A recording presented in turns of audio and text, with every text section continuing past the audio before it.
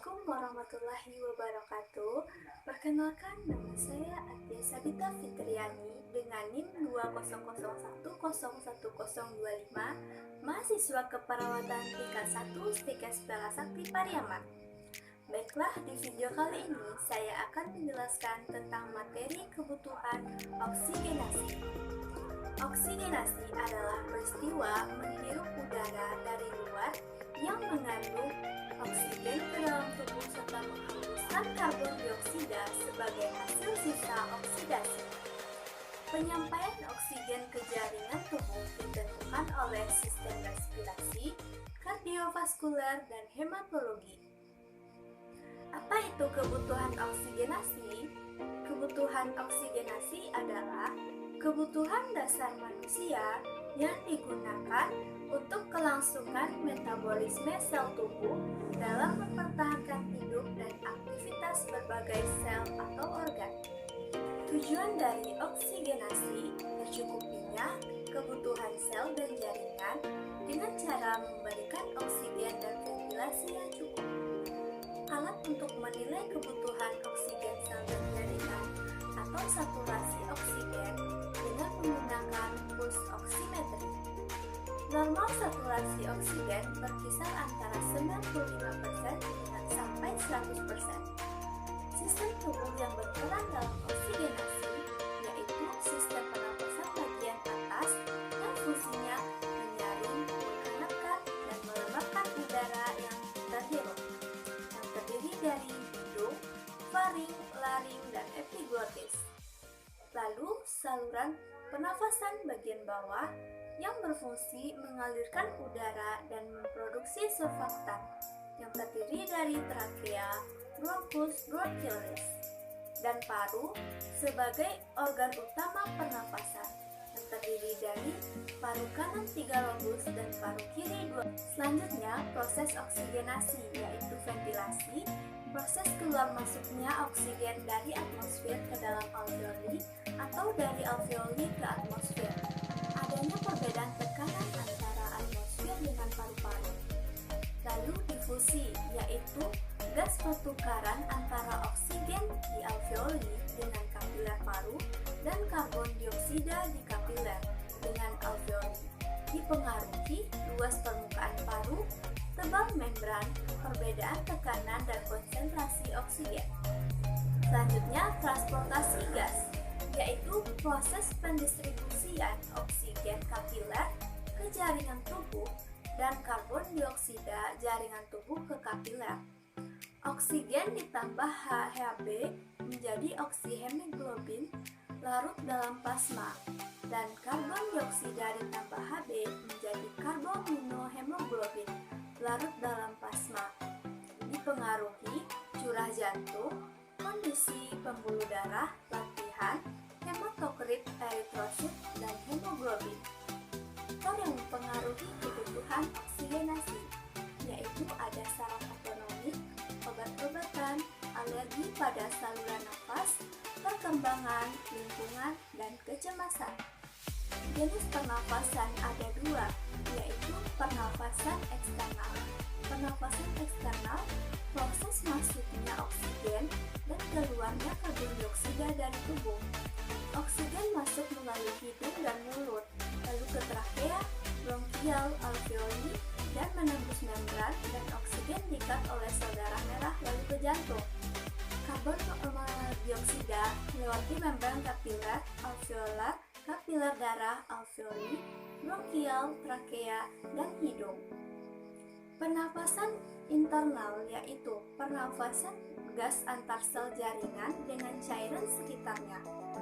Darah Hb jaringan yang mengambil oksigen. Masalah pada kebutuhan oksigenasi yaitu hipoksia.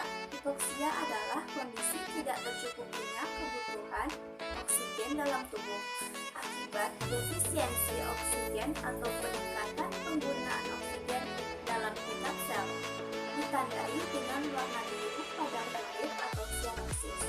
Penyebabnya kadar Hb menurun, difusi oksigen dari alveoli menurun ke dalam darah, perfusi jaringan menurun, dan gangguan ventilasi.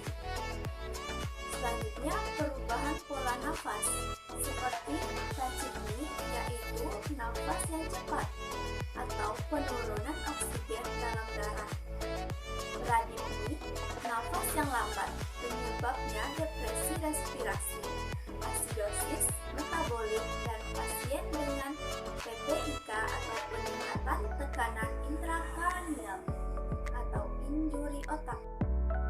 Lalu ada hiperventilasi, yaitu jumlah udara dalam paru yang berlebihan.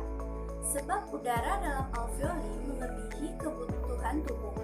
Lalu hipoventilasi, ketidakcukupan ventilasi alveoli. Ventilasi yang tidak mencukupi kebutuhan tubuh, sehingga karbon dioksida dipertahankan dalam aliran darah. Hipoventilasi dapat terjadi sebagai akibat dari kolaps alveoli, obstruksi jalan nafas, atau efek samping dari beberapa obat. Selanjutnya, ritme respirasi abnormal, yaitu seperti Cheyne-Stokes, yaitu bertambah dan berkurangnya ritme respirasi dari pernapasan yang sangat dalam, lambat, dan akhirnya diikuti periode apnea. Gagal jantung, kongestif, PPIK, dan overdosis obat lupus maul atau hiperventilasi, yaitu peningkatan kecepatan dan kedalaman nafas, biasanya lebih dari 20 kali per menit, dijumpai pada asidosis metabolik dan gagal ginjal. Apneustik, yaitu henti nafas pada gangguan sistem saraf pusat. Diot, yaitu nafas dangkal, mungkin dijumpai pada orang sehat dan klien dengan gangguan sistem saraf pusat. Lalu dyspnea, yaitu kesulitan bernafas. Faktor-faktor yang berpengaruh terhadap oksigenasi seperti lingkungan, environment, ketinggian, panas, dingin, dan polusi udara berpengaruh pada oksigenasi. Lalu ada latihan atau exercise, aktivitas atau latihan fisik. Dapat meningkatkan respiratory dan heart rate dan suplai oksigen di dalam tubuh. Lalu ada emosi. Gaya hidup.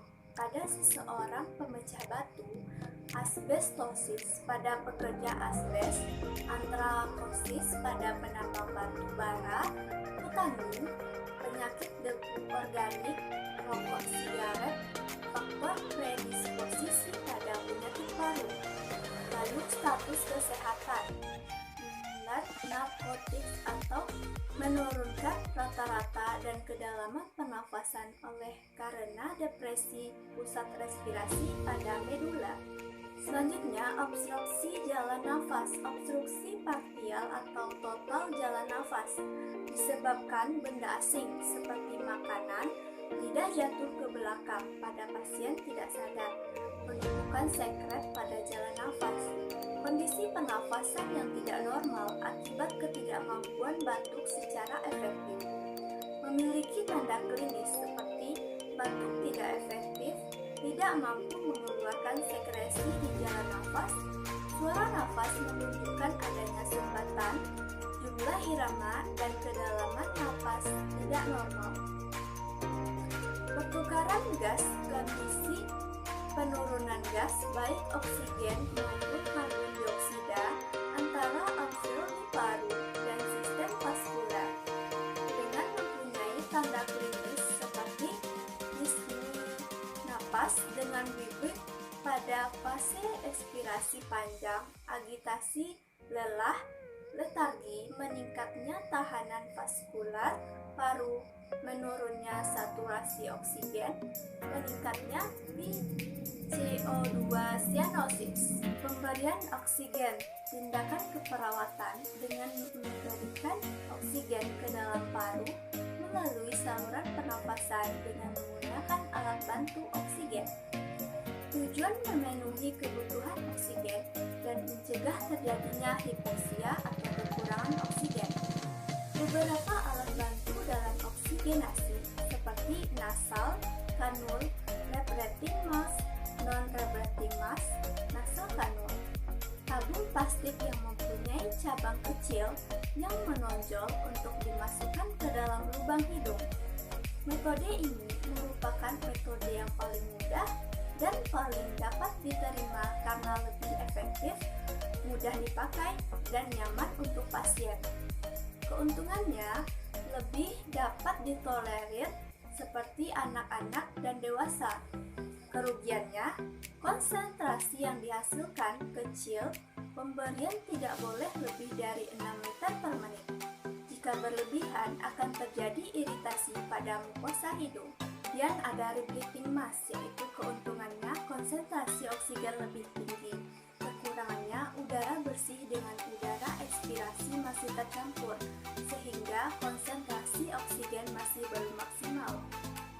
Dan ada non-rebreathing mask, yang keuntungannya konsentrasi oksigen lebih tinggi daripada nasal kanul dan rebreathing mask. Dilengkapi dengan klep agar udara inspirasi dan ekspirasi tidak tercampur. Memiliki kantung reservoir atau kantung udara untuk menampung udara untuk inspirasi. Kerugiannya, kantung oksigen bisa berlipat berisiko untuk terjadi keracunan oksigen dan tidak nyaman bagi klien. Baiklah,